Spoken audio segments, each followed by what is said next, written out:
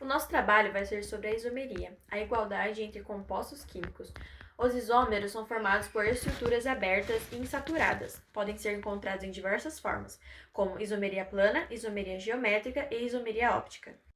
A isomeria plana aborda os estudos dos isômeros na sua forma aberta e plana, e possui 5 tipos. O primeiro tipo é a isomeria de função, onde possuem a mesma fórmula molecular, mas possuem funções diferentes.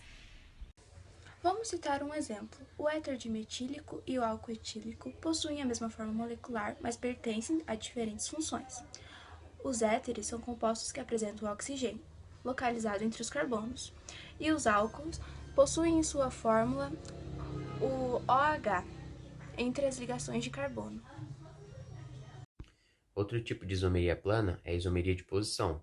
Eles possuem a mesma cadeia e a mesma função, mas apresentam diferença no grupo funcional, de uma insaturação ou de uma ramificação. Vou citar um exemplo. Os isômeros chilenos eles se encontram na mesma cadeia e função, mas em posições diferentes. Nos slides nós colocamos a imagem do grupo funcional e a posição, ou seja, orto, meta e para, que significam onde se localiza o grupo funcional. O terceiro tipo de isomeria plana é a isomeria de cadeia, no caso do propeno e do ciclopropano. Os isômeros possuem a mesma forma molecular, pertencem à mesma função, mas se diferem no tipo de cadeia. O propeno possui a cadeia aberta e o ciclopropano possui a cadeia fechada. E temos a metameria ou isomeria de compensação. Elas possuem a mesma função e a mesma cadeia, mas se diferem na posição do heteroátomo. Esse átomo é um carbono diferente, mais conhecido como nitrogênio. O último item da isomeria plana é a tautomeria, também conhecido como isomeria dinâmica.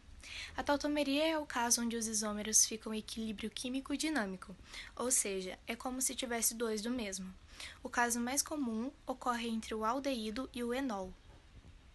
O próximo tipo de isomeria que vamos falar será isomeria geométrica. Ela é caracterizada por ser apresentada por dupla ligação de isômeros com dimensões tridimensionais diferentes.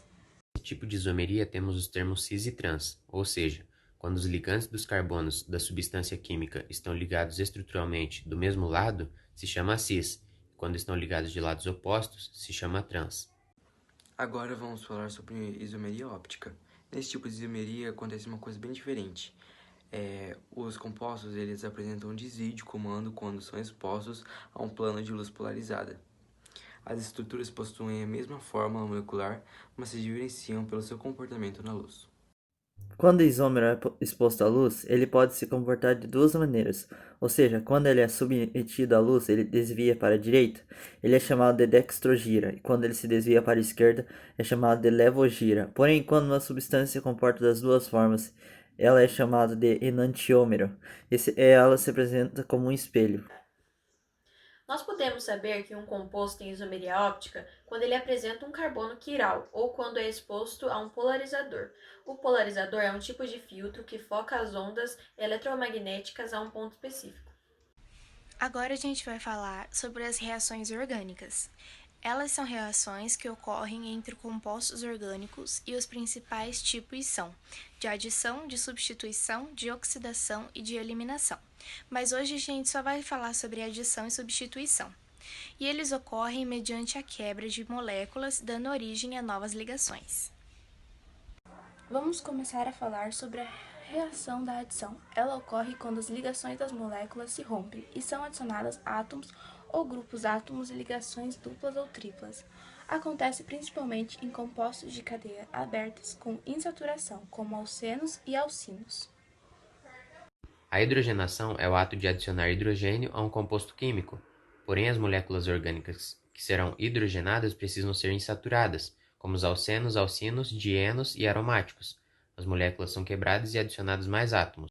Vamos dar um exemplo. Na adição de hidrogênio em um alceno, ele produz um alcano, pois adiciona mais moléculas após a quebra. Agora vamos falar sobre halogenação. A halogenação é a adição de halogênios nas moléculas.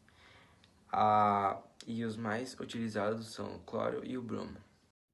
Após essa adição, ocorre a formação de dihalogênitos vicinais, ou seja, moléculas que possuem dois halogênios em átomos de carbono vizinhos.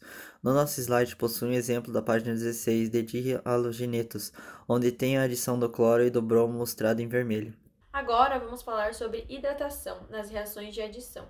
A hidratação significa adicionar água na substância. Ela ocorre com a adição de água catalisada em meio ácido. As reações de hidratação seguem a regra de Markovnikov.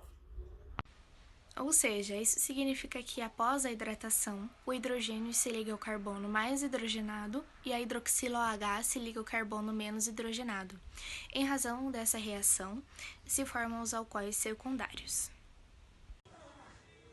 Por último, iremos falar das reações de substituição.